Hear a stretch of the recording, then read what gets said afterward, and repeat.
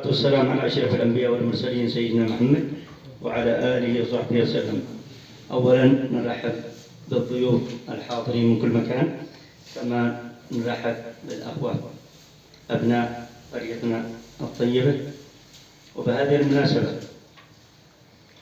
الغالية على نفوس كل رياضي حقيقة، وهذه المناسبة يعني هي تكريم الأخ عمر محمد بن محمد المطري الذي أخلص مع فريق القعيطي وكان له الباع الطويل في هذه الرياضة، بالرغم من الإغراءات التي أتتها من مناطق أخرى، إلا أنه فضل، وحتى منطقته إلا أنه فضل وصمد مع أبناء القعيطي له فريق نجوم القعيطي. فنقول له جزاه الله خير بما قدمه وبما أخلص وبما عانى. كان يمشي مشي، والله يمشي مشي من منطقته إلى هنا ويروح، الحمد لله. كما أشكر الطاقم يعني الرياضي المرافق للأخ عمر العولي، والذي وصلنا إلى المراتب العليا في الرياضة في مديرية يافا. وإن دل على هذا الشيء فإنما يدل على التفاني والإخلاص والنظر البعيد. الرياضة تخدمك، تعطيك يعني المظهر الحقيقي والوجه الحقيقي لأبناء القعيطي، الحمد لله.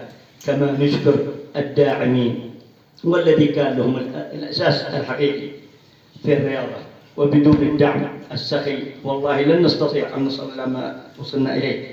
وأشكر من ضمنه الأخ هاني الفقيه وأخوه، كما أشكر كل الداعمين والناس الجنود المجهولين الذي لا نعرف عنهم، بالرغم من دعمهم السخي الذي قدموه لنا، والله العظيم حقيقة يرفع فيه الرأس والهامة لأبناء القعيطي، لأن هذه الجهود التي بذلت ما ينجح ولا يتم أي نجاح إلا بالتوافق من الدعم إلى الإدارة، من رئيس نادي إلى إداريين إلى فريق رياضي متكامل إلى جمهور مخلص لفريقه، والذي كان يعتبر الرمز اللي هو الرقم 12 حقيقة.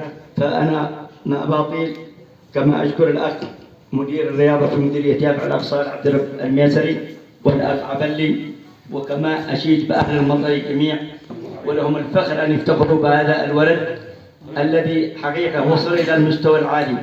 والله العظيم كان يعني عنصر فعال في الفريق وله مكانته الحقيقية. فما أطيل، أقول شكرا للداعمين أبناء قريتنا الحبيبة، وبالذات المقتربين بشكل عام حقيقة كامل، قدموا بسخاء من دعم يعني سخي الحقيقة حتى وصلنا إلى ما وصلنا إليه. وبنعتبر أن هذا الرياضة بالذات هي نجاح لكل أبناء القعيطي بشكل عام. وشكرا جزيلا مرة ثانية للأخ عمر المطري والأهل اللي شاركوا هذه الفرحة وشاركونا الفرحة الآن.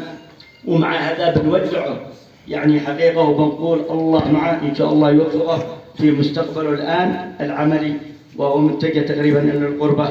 وهذه كلمتي إن شاء الله باسمي وباسم أبناء القرية والجمعية الخيرية، ونقول شكرا جزيلا لك يا عمر المطري مرة أخرى، والسلام عليكم ورحمة الله وبركاته.